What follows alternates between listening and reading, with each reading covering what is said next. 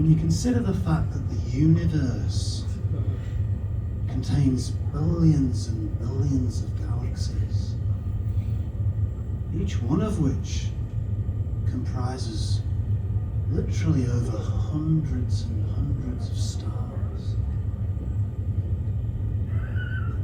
The fact that I've been accused of multiple sexual improprieties becomes almost insignificant. Hi,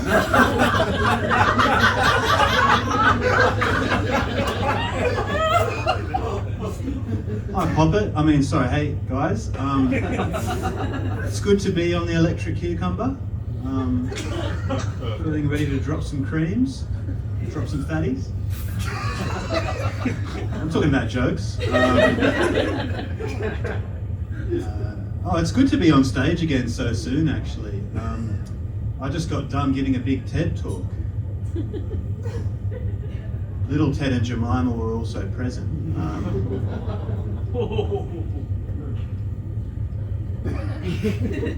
But yeah, it was mainly directed at Big Ted. Here's a little something I've prepared.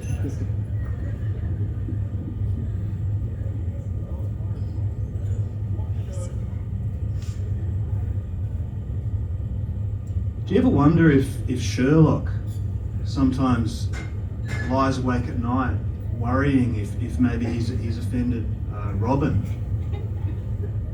So I mean Watson. Sorry, that's an easy mistake to make, right? Because Watson's very much the Batman to his Robin. Sherlock's very much the Batman. Watson's not the Batman to to Sherlock's Robin. Watson's the Robin to Sherlock's Batman.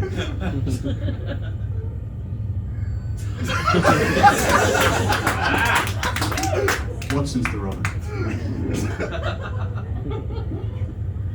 I'd like to do a bit where I talk and sort of maybe sing a little bit about the idea of a crisp bread party.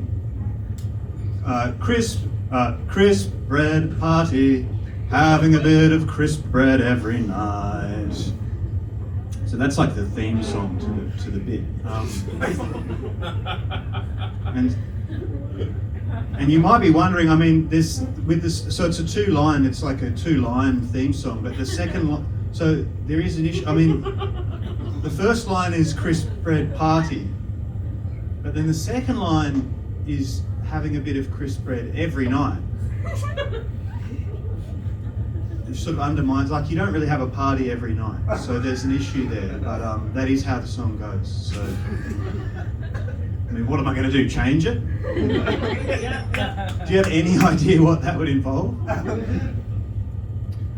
So that's the song, and just a clarification, the crisp bread parties, very easy mistake to make, to think that they're parties about crisp bread. People are constantly saying this to me. But what it actually is it's the parties that are crisp, right? So they're just bread parties.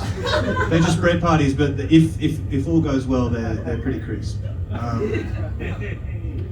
My mother passed away recently.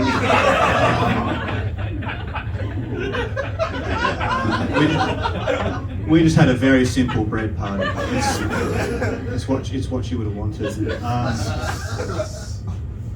But there's another issue with what I'm saying at the moment, right? Because I'm claiming that it's that they're not crisp bread parties, right? They're just bread parties and they're crisp. But if you think back to the theme song, there's the second line, which is having a bit of crisp bread every night. And there's really no getting away from the fact that suggests that there is crisp bread involved. So I don't know what I'm going to do about that.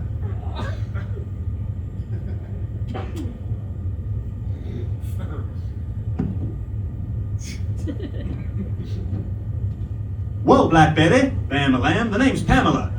Pamela Ann.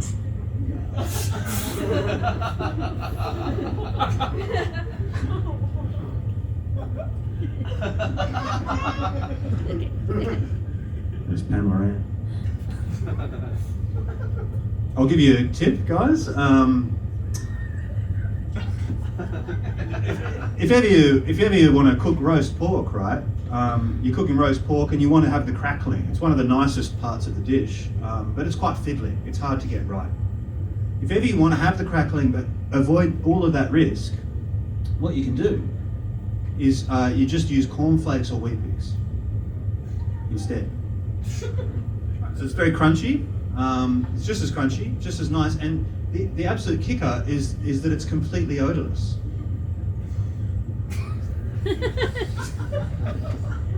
I'll give you another tip. Right, so do you ever forget to put the bins out, right? And then you're sleeping, and what wakes you up is the garbage truck coming, and you think, oh, damn, you know, that's what makes you realise as you're waking up, a rude awakening. Oh, I forgot to put the bloody bins out. Right, when that happens, little tip from me. When that happens, what you can do is just bite down on your hand. Okay, so I mean, take it or leave it, but it's.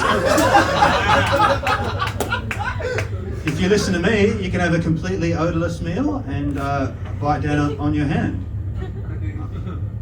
I'll leave you with some thoughts I've been having about the alphabet. So the way we say it here in Australia, we say Z at the end, right? And in other places, not mentioning any names, in other places they say Z for that last letter. And we're losing our nerve culturally. I think we need to keep going with Z though. But it does make trouble when it comes time to sing the alphabet song. You know, and then such a time will always come, right? And so the American, I've said it now, the American version, it rhymes all the way through, right? But then ours is A, B, C, D, E, F, G, H, I, J, K, L, M, N, P, Q, R, S, T, U, V, W, X, Y, and Z. Like it just goes completely off the rails at the end. I'm thinking we can fix this, right? We have a new letter in Z's former place, key. And then we still cover Z as like an old-fashioned coda to an old-fashioned song. And it's just a little picture of a key as in Z's former place, right? So it'd be like A, B, C, D, E, F, G, H, I, J, K, L, M, N, P, Q, R, S, T, U, V, W, X, Y, and key. And also Z. It's viable. I feel like you're not all convinced. For you, Nate, I have an alternative proposal, and I will leave you on this, right? So the alternative proposal that I will leave you on tonight, thank you so much, everyone, is everyone in Australia gets their own version of the alphabet. Isn't that cute? Wouldn't that be nice? Right? So it's a little picture of you at the end. So we go A, B, C, D, E, F, G, H, I, J, K, L, M, N, P, Q, R, S, T, U. Key is silent, by the way. Q, R, S, T, U, V, W, X, Y, and me. And also Z. Thanks, Poppet. I mean, guys.